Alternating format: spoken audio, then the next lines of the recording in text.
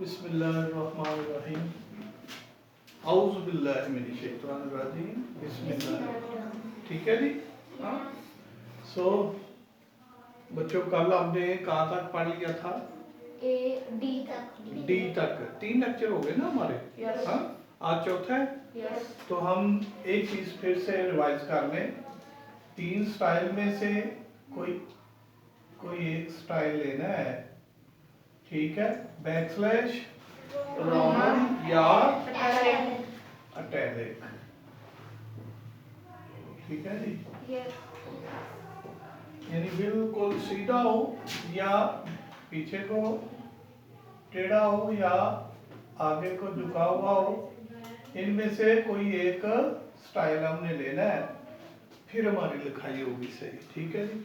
दूसरी बात इंपॉर्टेंट कि हर लेटर को हमने तीसरी लाइन से स्टार्ट करना है और तीसरी पे खत्म करना है। जब तीसरी से स्टार्ट करेंगे तो खत्म भी ऑटोमेटिकली जाइन साथ बन जाएगा। ठीक है, हमने पढ़ लिए हैं क्या? सबसे पहले हमने पढ़ा आई, ठीक है, फिर टी। मुझे भी कंफ्यूज कर देते हो भाई, बोलना नहीं है आपने। ठीक है, आई से हमने किया था टी, फिर दूसरा पढ़ा हमने आई से ई, और तीसरा उसके बाद ई के साथ एल, और ई से ही हमने आई से ही बना था और ई से ए बना लिया हमने। ठीक है, ए से हमने डी बना लिया। ठीक है जी, क्लियर हो गया ये? yes. जो 2 लाइनों वाले लफाज हैं वो 2 लाइनों के अंदर रहेंगे, जो 3 वाले हैं वो 3 लाइनों में। ना ऊपर से बाहर निकलेगा ना नीचे से निकल आए बाहर आएगा। ठीक है जी। आज हमने एक नया लेटर जो है उसको समझना है। जैसे हमने ए से डी बनाया, ठीक है, इसी ए को जब हमें ए लिखना आ गया ना जी, ये आई से ई बना, ई से फिर हमने ये ए बना दिया। ठीक है जी, क्लियर आ रहा है? yes.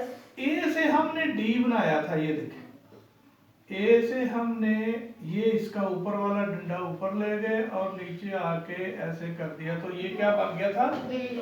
डी। अब हम यहाँ से ऊपर नहीं जाएंगे। ठीक है, अब क्या करेंगे हम? ए से, ये हमारा ए है, और नीचे आ जाएंगे। ये देख रहे हैं आप, नीचे आ गए, यहाँ से गोलाई में ऐसे जाके तो ये उसी लाइन पे खत्म कर देंगे। तो क्या बन गया? जी। ये जी बन गया हमारा। जैसे हमने ए से डी बनाया और ए से ही जी बनाया। फिर से देखें जरा एक दफा गौर से, ये देखें, ये ई से हमने ये ए बनाया और ए से हमने ये जी बना दिया। ठीक है जी। जैसे हमने डी बनाया था, फिर मैं आपको एक दफा से बता रहा हूं। ये देखिए, सबसे पहले हमने आई लिखा, ठीक है, आई को ऊपर से जब घुमा के नीचे आ गए तो ये बन गया ई। ई से हमने जब घुमा के इधर नीचे आके खत्म नहीं किया, ये वाली लाइन से ऊपर जाके यहाँ से फिर नीचे आए तो ये ए बन गया। ठीक है जी। और ए से हमने सबसे पहले क्या बनाया? ये देखें, ये हमने डी बना लिया, और डी से हमने डी से बनाया जी या ए से? ए से। ए से, ये देखें, ये हमारा जी बन गया। ठीक है जी। अब जी के साथ हमने एक और लेटर लिखना है। वो कौन सा है? जैसे हमने जी बनाया वैसे ही हमने, ये देखें, ए बनाया पहले, क्यू, ये नीचे आ गए, यहां से हमने इधर को घुमा के जी बनाया था। yes. इधर नहीं घुमाएंगे, यहां से ऐसे हम इधर कर देंगे तो क्यू बन गया। ठीक है जी। ए को, ए से ये लाइन को नीचे लाएंगे, अगर इस तरफ घुमा दिया तो जी, अगर यहां से ऐसे कर दिया राइट साइड से तो क्या बना? क्यू। फिर से देखें जरा गौर से, ये देखें, ये था हमारा ई, ई से हमने ए बनाया, ए से हमने जी बनाया। ठीक है जी। और इसी ए से हमने क्यू बना लिया। अब ये प्रॉब्लम आ रही है थोड़ी सी, पता है क्यों? ये स्पेस आपने ज्यादा लगा दी लाइनों में, ये कम कर दी। स्पेस को बराबर रखेंगे तो फिर लिखना इजी होगा। ठीक है जी, समझ गए? जब लाइनें, जब 4 लाइन पे आप लिखेंगे तो वहां पे ये स्पेस जो होती है दो लाइनों के दरमियान बराबर होती है। ठीक है, तो क्लियर हुआ हमारा ये? सबसे पहला आई, आई से ई से ए से डी, ए से जी, ए से क्यू बन गया।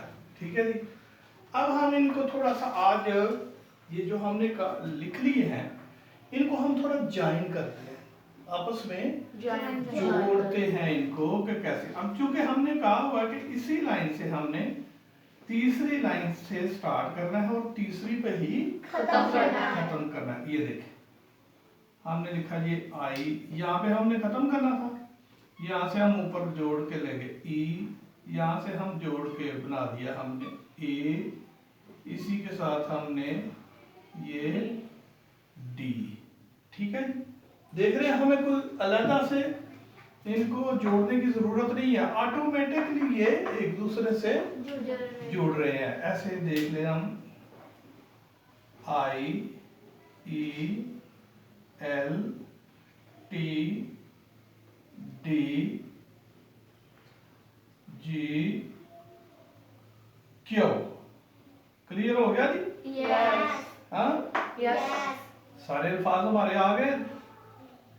कोई रह गया? कौन सा? ए। यस। अब इसको जब हम करेंगे तो ए से स्टार्ट कर लेते हैं। A I E L T G Q. सारे आ गए जी? डी। फिर रह गया कोई? अच्छा चलो डी लिख लेते हैं। अब हम डी से स्टार्ट कर लेते हैं। ये जी पहला डी, ये देखें ऊपर गए नीचे आ गए। डी के बाद हमने बनाया आई, फिर हमने ई, फिर हमने ए, फिर हमने जी,